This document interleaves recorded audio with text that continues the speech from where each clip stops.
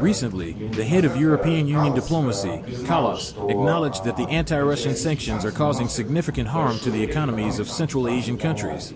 At the same time, she asked the Central Asian countries to endure and understand the European Union's position. After this press conference, you will have a meeting with the foreign ministers of Central Asia. What would you advise them to say in response to Kallas's request to endure? I would advise Kaja Kallas to endure staying in her position. That would be much easier than enduring at the expense of one's own people. I don't understand these politicians. But the funniest thing is that Kallas did not mention that first and foremost, the Estonian and other peoples within the European Union have to endure losses that are far more substantial for them than the consequences of their sanctions policy, which are felt in Central Asian countries and by our other neighbors in the CIS space.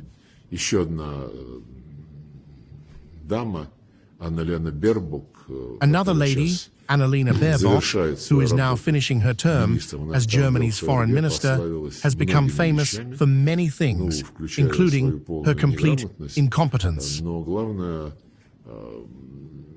the main thing is the utter lack of responsibility toward voters. Just like Ursula von der Leyen, Annalena Baerbock, together with German Chancellor Scholz, said about the Germans, yes, we are significantly worsening our population's standard of living, but for the sake of victory over Russia, our electorate must endure these hardships. Ursula von der Leyen has said something similar, but framed in terms of the entire European Union. The fact that they are not thinking about their voters but about how to force other countries to endure just to punish Russia clearly shows how low the European Union has fallen, how degraded it has become as an idea that was once implemented in the interests of the socio-economic prosperity of the citizens of its member states.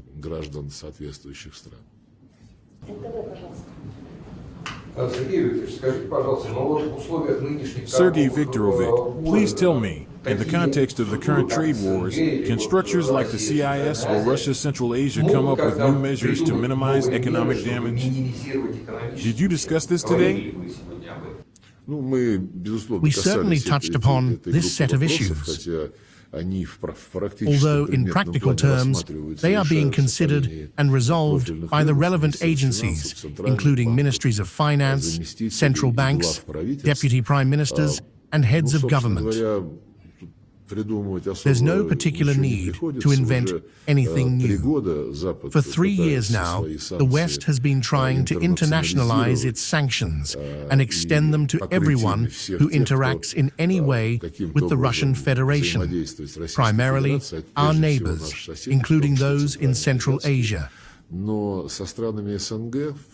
With CIS countries, 85% of our trade turnover is conducted in national currencies. This process is developing. With China, the share is even higher. With India, slightly lower. But these figures are growing.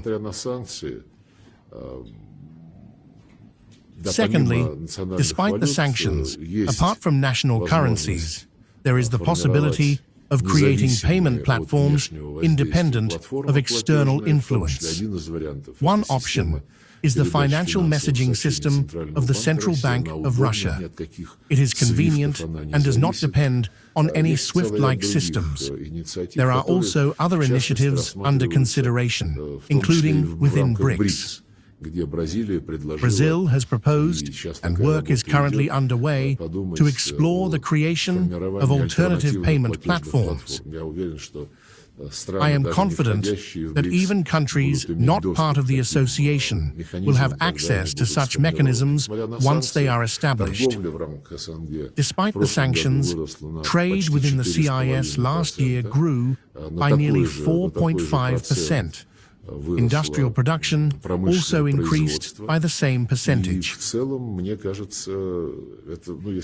Overall, compared to the growth rates demonstrated by the European economy, these are significant positive results.